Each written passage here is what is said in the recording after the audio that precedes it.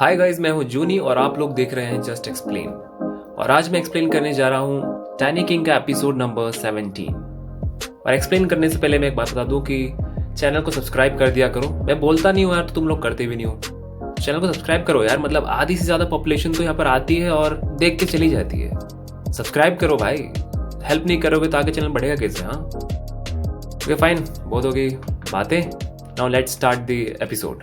इस एपिसोड के स्टार्ट में हमें बताया जाता है एक अंडरवर्ल्ड के किंग सैटर्न के बारे में, जो कि एक गॉड था और वो एक्सटिंक्ट यानी कि खत्म होने के कगार पर था। और इसलिए उसने कई सारे लोगों को मारा, चाहे वो इंसान हो या मॉन्स्टर्स, इस खोज में कि इमॉर्टलिटी कैसे हासिल किया जाए। और उसे ये लगता था कि सारे लिविंग क्रिएचर्स अपने बच्चे करते हैं ताकि वो अपनी लाइफ को एक्सटेंड कर सके, यानी कि और इसीलिए उसने एक वुमेन को अपनी वाइफ की तरह एक्सेप्ट किया और उसने उसके साथ 3 बच्चे किए। और वो थे डेसा, डेस्पा और ओकिन। और उन तीनों में से डेसा, जो कि सबसे बड़ा था, उसके पास अपने पापा की पावर्स थी, यानी कि वो एक तरह से सुपर ह्यूमन था।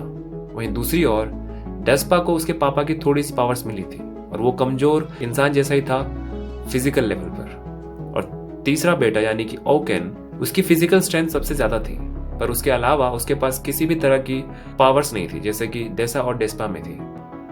और एक टाइम आता है जबकि वो तीनों उनके क्रूल फादर के अगेंस्ट लड़ते हैं, जो कि हमने पिछले एपिसोड में देखा था, और उसे मारकर अंडरवर्ल्ड में पीसफुल एनवायरनमेंट क्रिएट करते हैं। जिसके बाद कि जब ओकेन 25 साल का हो जाता है तब उन्हें पता चलता है कि ओकेन के अंदर इमॉर्टलिटी की पावर्स आ चुकी है।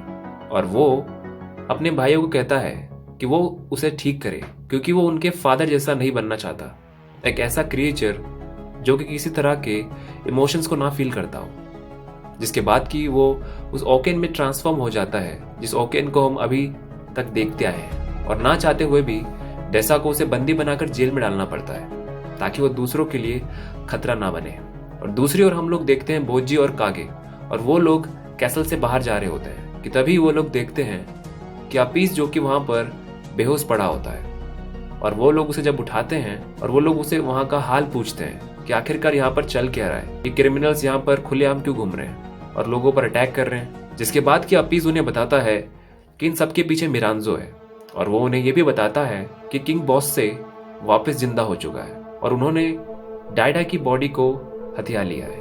और वो उन्हें बताता है कि मिरांजो क्वीन हीलिंग को मारना चाहती है और इस किंगडम को वो खत्म करना चाहती है, या फिर एक तरह से कहूँ कि वो किंग बॉस से जुड़ी हर वो चीज खत्म करना चाहती है जो उसे उसके पास्ट के बारे में याद दिलाती हो, ताकि वो किंग बोस्से के साथ फिर किसी एडवेंचर पर जा सके और वहां सिर्फ वो दोनों ही हो और वो दोनों अपनी एक नई जर्नी स्टार्ट कर सके। और जिसके बाद कि वो उन्हें बताता है कि वो मिरांजो के खिलाफ नहीं जा सकता क्योंकि मिरांजो का कई सारा एहसान है उस पर। जिसके बाद कि वो कहता है कि उसे बोजी को रास्ते से हटाना होगा।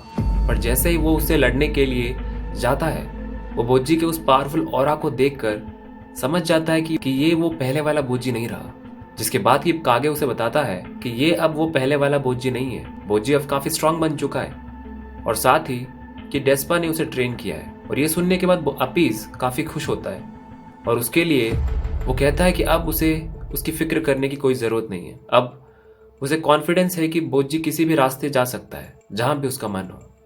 और वो दोनों वहां से ही चले जाते हैं और अपीस दुआ करता है कि बोजी सारे क्रिमिनल्स को हरा दे और साथ ही मिरांजो को भी, और वो बाकी सबको बचा सके। और जिसके बाद कि उसके मुंह से खून आने लगता है और वो वहीं पर लेट जाता है। बीच में हमें एक सीन दिखाया जाता है जिसमें कि हम लोग देखते हैं कि हाकुरो और डोमैस उस गेट तक पहुंच जाते हैं, और वो गेट एक्चुअल में एक शैडो क्लान के क्रीचर की डेड बॉडी से बनाई हुई होती है, यानी कि जिस क्लान से कागे बिलोंग करता है। डोमैस कहता है कि इन शैडो क्लान्स के ऊपर बहुत ज्यादती हुई है, वरना ये लोग दिल के बहुत साफ हैं। और उसे लगता है कि शायद कागे ही है जो कि उनके क्लान में अब अकेला जिंदा बचा है। जिस पर कि हाकुरो कहता है कि अब जो कि उन्होंने उस गेट को जला दिया है, उन लोगों को जल्दी करना चाहिए और जल्दी से उन्हें बोजी के पास जाना चाहिए उसे बचाने के लिए। और वो दोनों वहां से चले जाते हैं और हमें एक सीन दिखाया जाता है जिसमें कि हम लोग देखते हैं एक चूहा, जिसे कि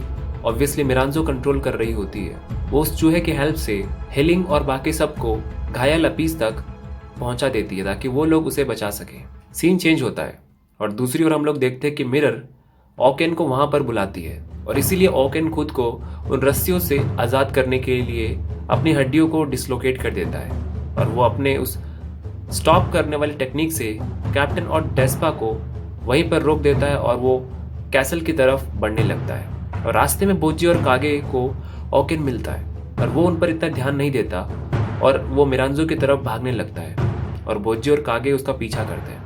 और तभी सीन शिफ्ट होता है और हम लोग देखते हैं कि मिरांजो जोको को कहती है कि वो उसके साथ क्या करना चाहता है, जिस पर कि जोको कहता है कि वो जानना चाहता है कि उसका प्लान क्या है, जिस पर कि मिरांजो कहती है कि उसके प्लान से कोई मतलब नहीं होना चाहिए और उसके अलावा वो जो चाहे वो कर सकता है। जिस पर कि वो जोको उसे कहता है क्या हो अगर वो उसे नुकसान पहुंचाने की कोशिश करे तो, जिस पर कि मिरांजो कहते हैं कि ऐसा करने पर वो मारा जाएगा। जोको कहता है कि उसने अपीस को ठिकाने लगा दिया है तो अब उसे किसी से डरने की जरूरत नहीं है। और तभी वहां पर ओकेन आ जाता है। ब्रूनेट उसे कहता है कि क्या वो अब मिरांजो की तरफ हो गया है और मिरांजो बताती है कि ओकेन, और वो उसे कहती है कि हाँ अब ओकेन मेरा सर्वेंट है और वो कहती है कि मैं साबित कर सकती हूँ तुम्हें मारकर, क्योंकि उन्होंने उसके स्टूडेंट यानी कि अपीस को नुकसान पहुंचाया। और तभी वहां पर बोजी और कागे भी आ पहुंचते हैं और वो लोग छुप कर उन्हें देख रहे होते हैं कि तभी मिरांजो ओकेन को उन पर अटैक करने के लिए कहती है और वो उन पर अटैक करने लगता है और जिसमें कि ब्रूनेट घायल हो जाता है या मर जाता है पता नहीं, क्योंकि वो क्लियरली दिखाया नहीं गया। और जिसके बाद कि जोको वहां से अपनी जान बचा के भागने लगता है और तभी बोजी उसका पीछा करता है और वो उसका रास्ता रोकता है। जोको उसे रास्ता से हटाने की कोशिश करता है पर बोजी के फाइटिंग ऑरा से वो डर जाता है और वो हार मान लेता है। पर उसे समझ में नहीं आता कि वो क्या करे, क्योंकि पीछे से ओकेन आ रहा है और सामने बोजी खड़ा है। दोनों तरफ से उसके लिए बैड न्यूज है। जिसके बाद कि जोको बोजी को चकमा दे देता है और वो उसके ऊपर पॉइजनस गैस छोड़ देता है पर बोजी को कुछ नहीं होता और ये देखकर जोको चौंक जाता है। और हमें इसका रीज़न मालूम पड़ता है कि क्योंकि बोजी एक जायंट है उस पर इस गैस का कोई असर नहीं पड़ेगा और कागे को भी ये बात याद आ जाती है। जिसके बाद कि ओकेन भी उसके पीछे पहुंच जाता है पर जोको वहां से भागने की कोशिश करता है पर तभी बोजी उस पर अटैक करता है और वो उसे बंदी बना लेता है। और दूसरी ओर हम लोग देखते हैं कैप्टन और डेस्पा भागकर उस तरफ आ रहे होते हैं और हम डेस्पा को ये कहते हुए सुनते हैं कि बोजी को ओकेन से फाइट करने से रोकना होगा क्योंकि बोजी उसे हरा नहीं सकता और वो अगर उससे लड़ा तो मारा जाएगा। और तभी ओकेन और बोजी के बीच फाइट स्टार्ट हो जाती है और ओकेन उस पर वही स्टॉप करने वाला अटैक करता है पर बोजी उसके हर अटैक को डॉज कर लेता है। मिरांजो कहती है कि बोजी अब बिल्कुल ही सुपर ह्यूमन लेवल पर पहुंच चुका है और वो कागे को पूछती है कि क्या ये उसने सिखाया है, जिस पर कि वो कहता है कि नहीं, ये डेस्पा ने सिखाया है उसे। ओकेन उस पर अटैक करना स्टार्ट कर देता है अपने स्वॉर्ड से और बोजी उन्हें डॉज करता है, जिसके बाद कि ओकेन पर अटैक करता है पर उसे कुछ भी नहीं होता और ऐसा ही बार बार होता है। जिसके बाद कि ओकेन समझ जाता है कि बोजी के अटैक्स उस पर काम नहीं करेंगे, जिसके बाद कि बोजी उसके स्वॉर्ड को तोड़ देता है पर ओकेन उसे भी वापस जोड़ लेता है और बोजी अब काफी परेशानी में होता है कि आखिरकार वो उसे हराए तो हराए कैसे, और वो बस बचता रहता है और वो उस पर अटैक भी करता है पर उसे कोई फर्क ही नहीं पड़ता। और कागे भी यहाँ पर काफी टेंशन में होता है। तभी मिरांजो कागे को कहती है कि बोजी को यहाँ से भाग जाना चाहिए। कागे उसे भी यही कहता है पर बोजी मना कर देता है, जिस पर मिरांजो कहती है कि बोजी अब बस अपने प्राइड के लिए लड़ रहा है कि वो कितना स्ट्रांग है। जिस पर कि कागे मिरांजो कहती है कि तुम चुतिया हो, क्योंकि वो एक्चुअल में अपने लिए नहीं लड़ रहा है, दूसरों के लिए लड़ रहा है, क्योंकि वो अगर ऐसा नहीं करेगा तो ओकेन दूसरों को नुकसान पहुंचाएगा। जिसके बाद कि मिरांजो को अपनी मॉम की याद आती है जो कि बहुत ही काइंड थी और हमें एक सीन दिखाया जाता है मिरांजो जो कि डेस्पा के गोद में सोई होती है। जिसके बाद कि मिरांजो कहती है कि बोजी उसे हरा नहीं सकता क्योंकि ओकेन इमॉर्टल है। और कागे ये बात बोजी को बताता है और उसे कहता है कि उसे थोड़ा रेस्ट ले लेना चाहिए और वो ओकेन से बच के थोड़ा रेस्ट ले रहा होता है कि तभी ओकेन उस जोको को मारने के लिए आगे बढ़ता है और बोजी को फिर से आना पड़ता है बीच में उसे रोकने के लिए। कागे यहाँ पर पैनिक हो रहा होता है और वो उस मिरर को पूछता है कि ओकेन को हराने का कोई तरीका नहीं है क्या। और कागे कहता है कि एक मिनट, तुम्हें कैसे पता कि ओकेन इमॉर्टल है और तुम हो कौन। जिस पर कि वो कहती है कि उसका नाम है मिरांजो।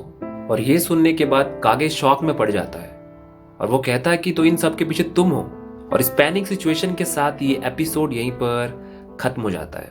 हाँ, और जुजुत्सु काइसेन का एपिसोड आएगा तो तुम उसकी टेंशन मत लो, ठीक है। अब एक साथ सारे काम तो नहीं कर सकता ना मैं, तो एक एक करके कर रहा हूँ, तो थोड़ा सब्र रखो, ठीक है। आएगा, don't worry. Thanks for watching. हाँ, और जाने से पहले सब्सक्राइब जरूर कर देना, ठीक है।